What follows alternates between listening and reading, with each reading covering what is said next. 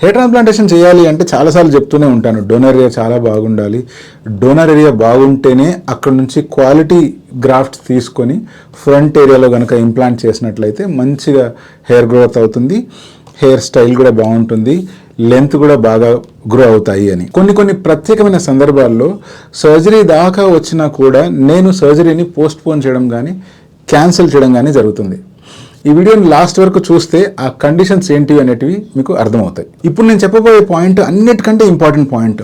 దీన్ని చాలామంది నెగ్లెక్ట్ చేస్తూ ఉంటారు. ఇదేంటి అంటే అన్రియలిస్టిక్ ఎక్స్పెక్టేషన్స్.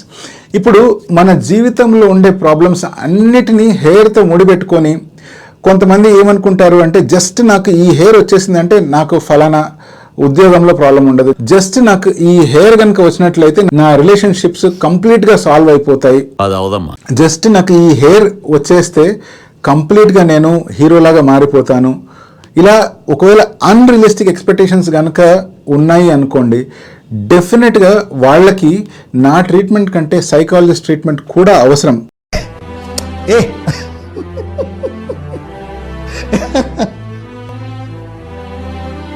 ఫస్ట్ వాళ్ళు సైకాలజిస్ట్ని కలిసిన తర్వాతే నేను సర్జరీ చేస్తాను. ఇదే కనుక ఎక్స్పీరియన్స్ చేసినట్లయితే ఇమీడియట్గా అటువంటి సర్జరీని పోస్ట్ పోన్ చేయడం జరుగుతుంది.